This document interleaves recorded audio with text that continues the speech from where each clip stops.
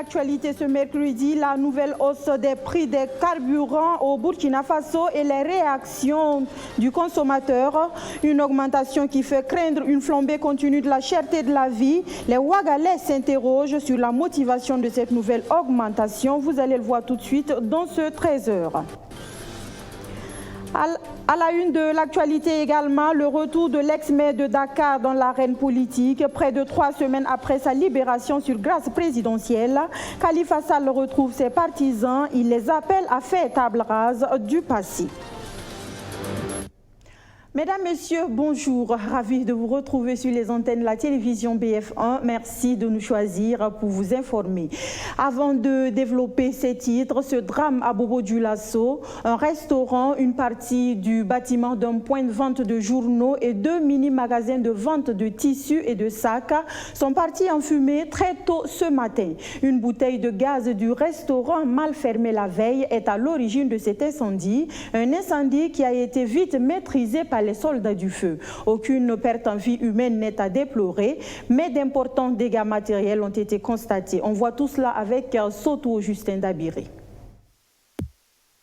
L'incendie a eu lieu aux environs de 4 h du matin ce mercredi. Le gérant Lassina Milogo a oublié de fermer sa bouteille de gaz la veille. À son réveil aux environs de 4 h pour ses activités, il sent une odeur mais tente tout de même d'allumer le gaz. Hier dans la nuit, nous avons allumé le gaz pour travailler. Malheureusement, nous ne l'avions pas bien fermé. Ce matin, je me suis levé pour travailler. J'ai constaté que le gaz sentait. Quand j'ai voulu allumer, ça a pris feu. Dans la panique, j'ai fui pour chercher de l'aide. C'est ce qui s'est passé. Ça s'est passé aux environs de 4 h. J'étais seul dans le magasin. Le restaurant est complètement décimé par les flammes. Les mini-magasins de Ouseni Nyoumou, vendeur de tissus, et de Ibrahim Sawadogo, vendeur de sacs, n'ont pas échappé à la colère des flammes. Les dégâts sont énormes pour ces 2 commerçants. Bon, réellement, moi, je n'étais pas là. On m'a appelé. Bon, c'est bien constaté ça. C'est mon magasin comme ça, mais bon. En vrai, comme ici, c'est un restaurant là-haut. Bon, peut-être, je ne sais pas, peut-être c'est feu, je ne sais pas. C'est ça, en tout cas, on vient de me dire comme ça. On vend des tissus, des façons d'enfanter, des tissus pantalons, voilà, comme ça. Je ne peux pas estimer d'abord parce que ça me dépasse d'abord. Mais ça peut dire ça vaut des millions? Bien sûr, ça vaut des millions. Tout parti, même l'angala, ça fait partie. Donc ça vaut des millions, voilà. Bon, c'est environ de 5 h 30 comme ça. On m'a appelé pour me dire que non, le magasin a pris feu. Donc, voilà. Ça a été comme ça. Bon, je suis arrivé, on m'a dit que non, que la cause était... C'est une gaz qui fitait. Donc, c'est dernièrement, je peux dire 2,5 millions comme ça. Une partie du bâtiment, les nouvelles messageries africaines, a également subi la furie des flammes. L'incendie a été maîtrisé par la brigade des sapeurs-pompiers de Bobo-Dioulasso selon des témoins avant notre arrivée sur les lieux aux environs de 8 h. Pas de perte en vie humaine ni de blessés, mais un important dégât matériel est à constater. Voilà, plus de vigilance donc à tout un chacun. Et on revient à Ouagadougou pour parler de cette visite de courtoisie du nouvel ambassadeur de la France au Burkina Faso au ministre en charge de l'eau.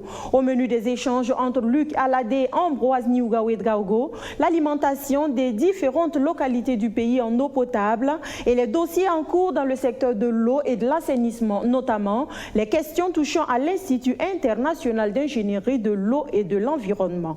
Le point de ce tête-à-tête avec Majid Bakouan et Roméo Kouita. Le nouvel ambassadeur de France au Burkina Faso chez le ministre de l'eau et de l'assainissement. Ambroise Niougaoué-Draogo et le diplomate français ont échangé essentiellement sur la question d'accès à l'eau potable. Au cours de ce tête-à-tête, les discussions ont également porté sur la vie de l'Institut international d'ingénierie de l'eau et de l'environnement d'Ezieux.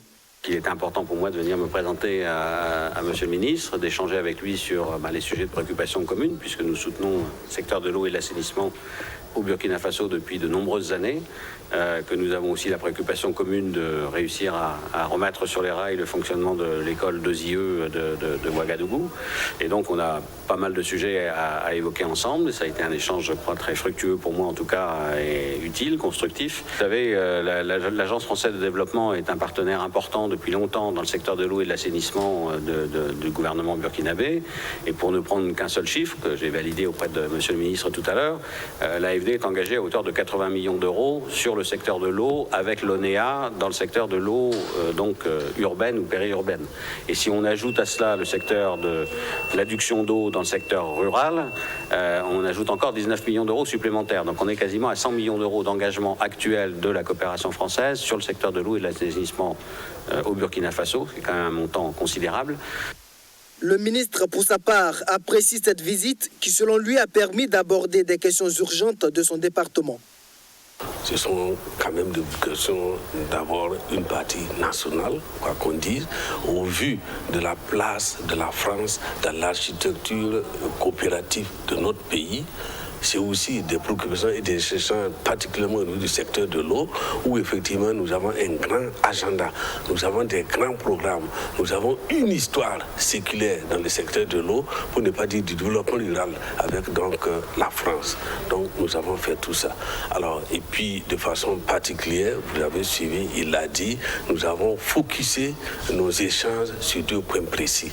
C'est vraiment l'alimentation en eau potable, que ce soit en milieu urbain, que ce soit un milieu périurbain ou que ce soit un milieu rural, à travers un peu les infrastructures en construction et en projet.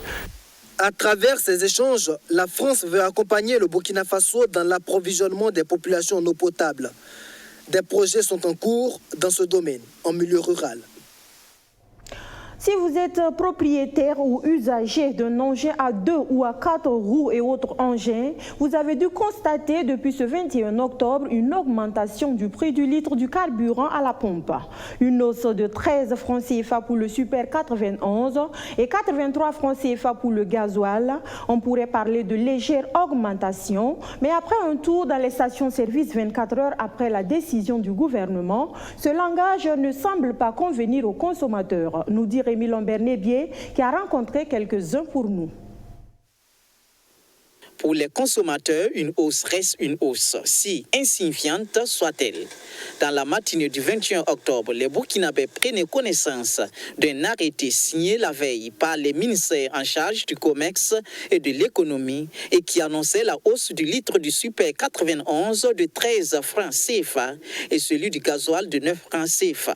Ce 22 octobre, la décision crée toujours la surprise dans les stations-service et surtout pas question de parler de légère augmentation aux clients. C'est beaucoup bien sûr, parce que 13 francs CFA, on est comme au Burkina Faso ici, 13 francs CFA, si chacun va mettre, ça fait beaucoup de millions, voire même des milliards. Sinon 13 francs seulement, quand c'est une personne, selon toi c'est facile, mais 13 francs, ça fait beaucoup. Donc, l'État n'a qu'à voir un peu aussi, un peu de gérer, un peu, ça va aller. Ce sont des problèmes seulement. 100 francs là, ça devient 100 francs. C'est 13 francs seulement. Oui, 13 francs là, ça va devenir 100 francs. Même ça là, même, on n'arrive même pas à joindre les deux bouts. Et ils sont en train d'augmenter jour en jour là. C'est grave. Ça va nous coûter cher après. Je pense que l'augmentation des prix des licences, je pense qu'il n'y a pas de problème. Mais bon, si l'augmentation a été faite pour une bonne cause, je pense qu'il n'y a pas de problème. Si l'État a augmenté ces prix-là juste pour, c'est pas comme un effort de guerre, comment la population va essayer de contribuer pour combattre le terrorisme, je pense qu'il n'y a pas de problème en ça, quoi. Mais si ces fonds-là doivent être alloués à autre chose, peut-être que ça peut créer des problèmes. Sinon, que si c'est pour lutter contre le terrorisme, je pense qu'il n'y a pas de problème, quoi. La hausse est minime, mais pour les consommateurs, l'inquiétude est qu'elle risque d'entraîner une augmentation générale du coût des produits. Le prix du transport va hausser d'ici là. C'est ça le problème. Les sociétés de transport et tout le reste vont augmenter les coûts. Sinon, la hausse est réellement insignifiante, c'est vrai. Et d'ailleurs, on a acheté le carburant plus cher que ça. Mais c'est la flambée des prix que cela entraîne qui est inquiétante. Mais disons qu'on n'a pas le choix. Nous ne sommes pas un producteur de pétrole. Cette hausse aurait pu être prévisible pour les consommateurs burkinabés si et seulement si le gouvernement appliquait le nouveau mécanisme de fixation des prix des hydrocarbures mis en place en novembre 2018.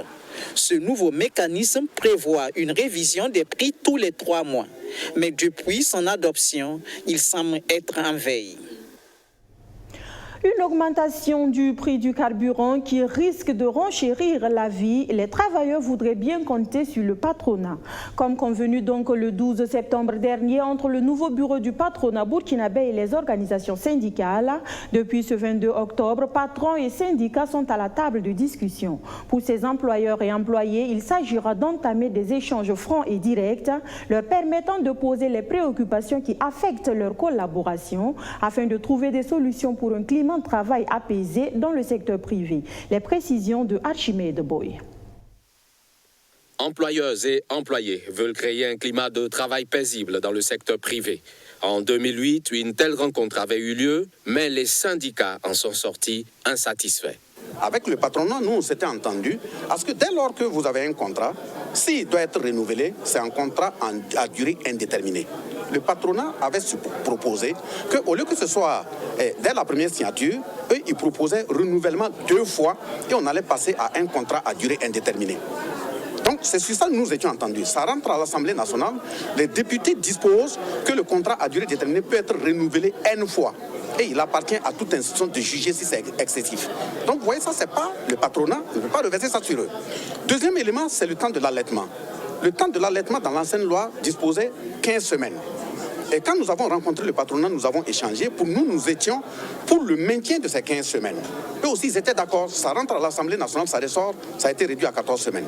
Et pour les représentants des employés, la résolution de leurs préoccupations contribuera à lutter contre le terrorisme. Et moi, j'estime que cet acte de ce matin, entre le mouvement syndical et le patronat, c'est la recherche d'une des solutions mères, des solutions idoines de la lutte contre le terrorisme. À savoir, n'est pas saccager la vie des travailleurs, n'est pas clochardiser les travailleurs, n'est pas créer les conditions pour qu'il y ait des brigands. Initiateurs du dialogue, les patrons restent ouverts et disponibles pour trouver des solutions aux préoccupations des travailleurs. On va discuter pour trouver des solutions aux problèmes qui nous opposent.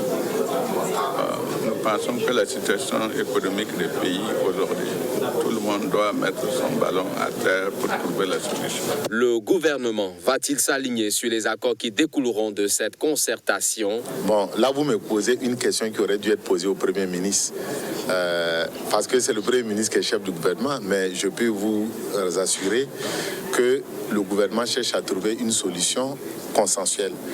Donc, sans avoir la réponse et sans me mettre dans la tête du Premier ministre, je peux espérer que les solutions qui seront ici vont être reprises en leur compte par le gouvernement. Plus d'une trentaine d'articles du présent Code du travail fait l'objet de désaccords. Et ce sont ces points qui vont être débattus dans le cadre de ce dialogue direct patron-syndicat. Un mot de religion à présent. Le président de la communauté musulmane aux affaires depuis 4 ans ne fait plus l'unanimité. Ses anciens collaborateurs, aujourd'hui ses frondeurs, dénoncent sa mauvaise gestion, reprochés de prendre des décisions de manière unilatérale. Le président Rasmane Sana, qui n'est plus en odeur de sainteté avec ses anciens collaborateurs, refuserait de convoquer un congrès malgré la demande de plus de 30 comités provinciaux. L'attente depuis mars dernier, ces dissidents qui n'en peuvent plus de cette crise sont sortis de leur silence. Réunis hier pour débattre de la question, ils ont annoncé une assemblée générale extraordinaire le 26 octobre prochain à Bobo Dioulasso. Les explications de Luc Pakbelgem.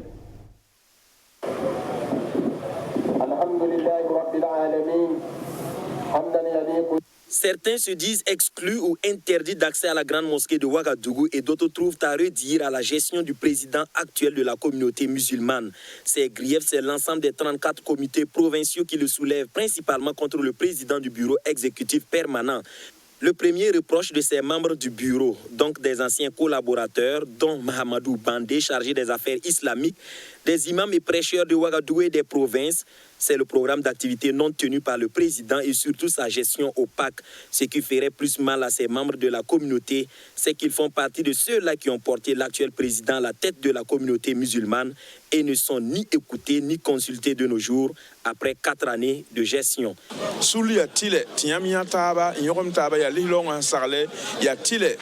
Une structure ne peut pas fonctionner sans tenir des réunions.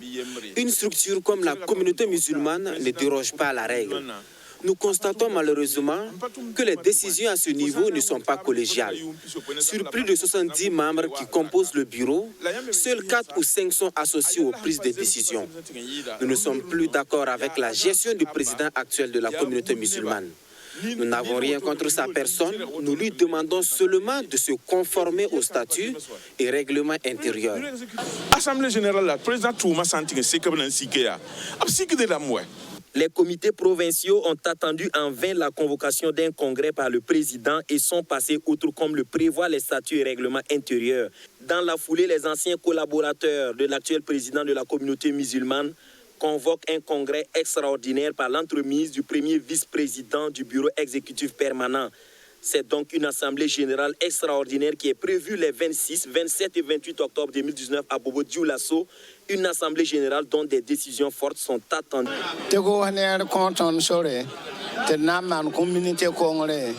Le 26.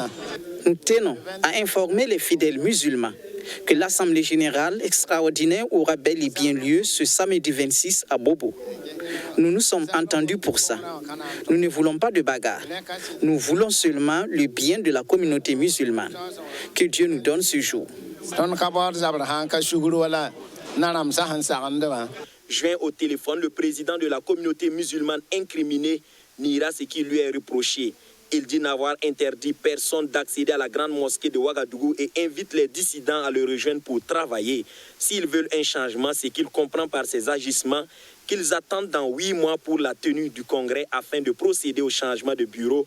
Pour l'instant, il se dit seul habilité à convoquer une assemblée générale extraordinaire. C'est dire donc que le torchon brûle entre le président de la communauté musulmane et ses fidèles compagnons, et ce malgré les médiations entreprises par la Fédération des associations islamiques du Burkina et des autorités du pays. Chaque parti pour le moment est campé sur sa position.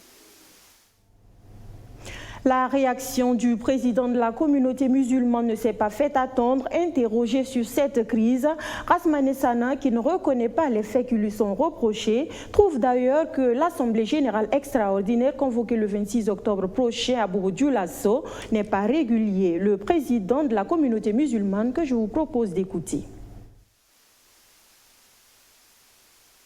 Quand on a commencé des réunions et autres, alors c'était chaque fois des tiraillements. Alors que ce que les bureaux nous attendent, c'est du travail. Ce n'est pas de réunion et de réunion. C'est vrai que des réunions pour échanger, mais quand vous échangez, travaillez. Lors du congrès, le congrès venant, ils vont nous demander ce que nous avons travaillé. Ils ne vont pas nous demander de notre nombre de réunions qu'on a tenir. J'ai dit, voilà, c'est ma mission est que nous voulons agrandir la grande mosquée vu le nombre de fidèles aujourd'hui. Nous allons compter notre propre force. On va voir ce qu'il y a, les revenus de la communauté musulmane, et on va demander des fidèles pour pouvoir élargir la mosquée. Au cours de l'élection, nous avons vu qu'il y a certains membres qui possèdent des hangars que nous comptons prendre cette location-là pour pouvoir ajouter au travail. Alors, le problème commence à naître maintenant. Ah non, ça c'est pour moi, on m'avait donné depuis longtemps, de venir trouver ça comme ça, il faut laisser ça comme ça. J'ai dit non. Nous n'avons pas d'autre bien que ça. Si vous dites qu'on vous a donné, qui vous a donné? Moi, je n'ai jamais interdit à quelqu'un de venir à la grande mosquée. Quelqu'un qui élargit la mosquée a besoin de fidèles. Bon, là, nous avons demandé un jour, moi j'ai dit, bon, le travail que nous avons commencé, ça fait 2 ans, on n'est pas encore fini. Et j'ai dit, bon, au cours du travail, il faut faire un bilan par pour que ceux qu'ils sachent comment nous avons géré les choses. ce bilan, quand on a convoqué des membres de faire ce bilan, ils ont dit non. Moi, je dirais bien qu'un congrès à Bobo, ce n'est pas normal parce que nous avons un mandat de 5 ans. Nous avons un mandat de 5 ans où qu'il nous reste que 8 mois ou 7 mois et quelques, ça ne vaut même pas 8 mois. Et à ce moment-là, alors, si ils attendaient que ce congrès-là arrive, moi je pense que ça serait le mieux indiqué. Parce qu'ils ne sont pas habilités à convoquer ce congrès. C'est moi qui devais le faire. Moi je le ferai quand ça sera en règle. Voilà, c'est fini depuis hier pour le dialogue inclusif malien. 2 jours de concertation intermalien afin de trouver les actions à mener pour recoller le tissu social de leur pays. Ils sont parvenus à la conclusion qu'il faut un sursaut d'orgueil de l'ensemble des Maliens pour venir à bout de l'insécurité qui menace fortement leur vivre ensemble, nous dit Roméo Keïta. Pendant 2 jours, ils se sont concertés. Chaque entité a exprimé ses préoccupations. Ces Maliens de la diaspora sont unanimes sur le fait que leur pays va mal.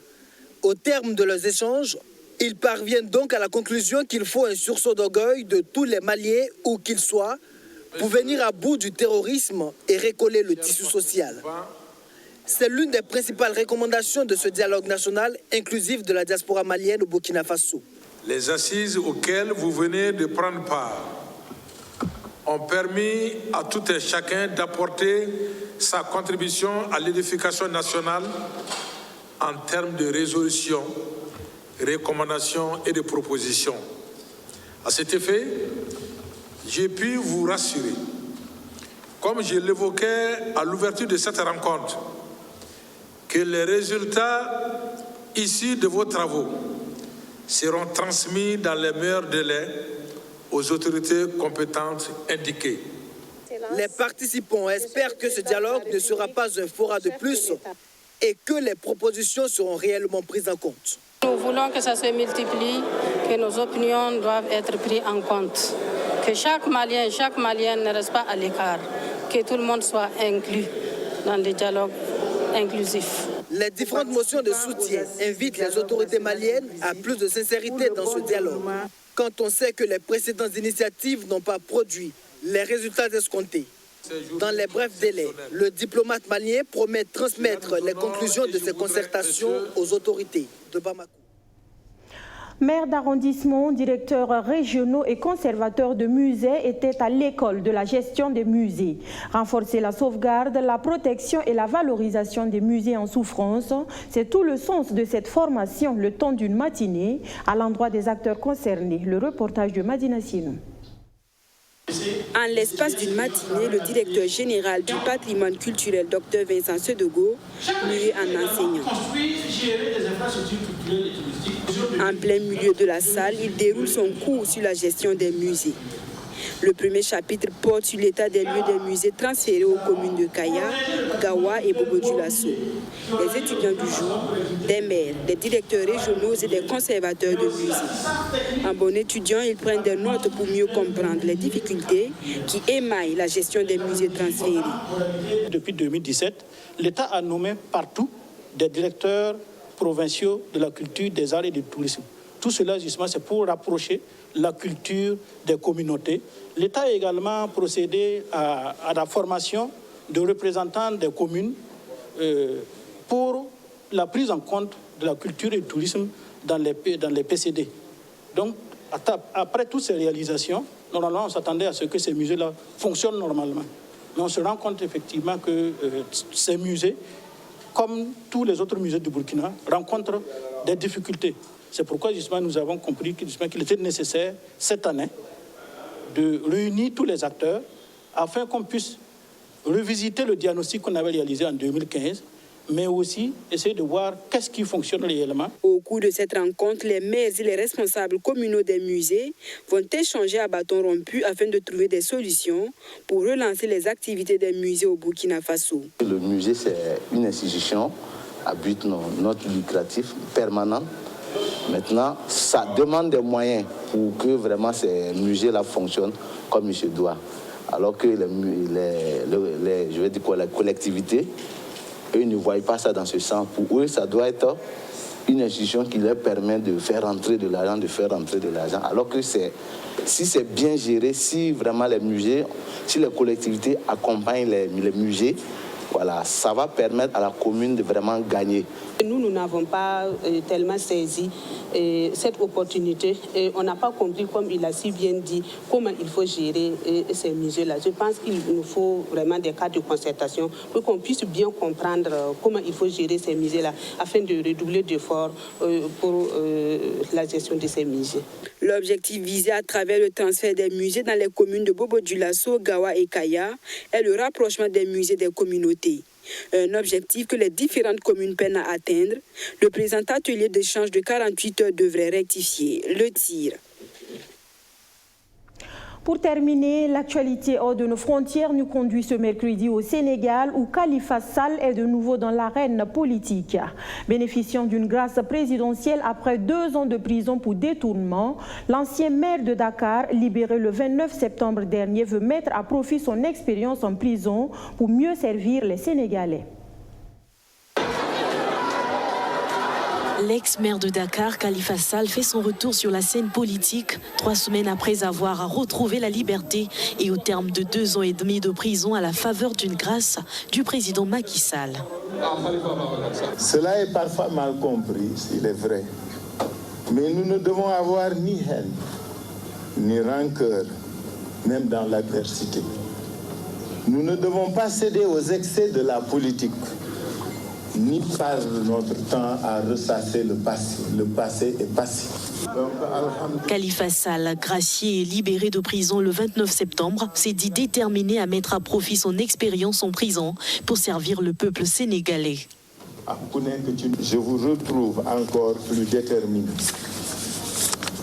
Mes chers amis, après avoir capitalisé les expériences vécues, j'y ai puisé une énergie nouvelle que je continuerai à mettre au service du Sénégal. Écroué en 2017, il a été condamné en 2018 à 5 ans de prison après avoir été reconnu coupable du détournement d'environ 230 millions de dollars américains. Accusation qu'il a toujours niée. Une condamnation qui l'a empêché de se présenter à l'élection présidentielle de février dernier, remportée dès le premier tour par Macky Sall, au pouvoir depuis 2012. Voilà, mesdames, messieurs, c'est tout pour cette édition de la mi-journée sur BF1. Merci d'avoir été des nôtres et à demain pour un autre point de l'actualité. Bonsoir.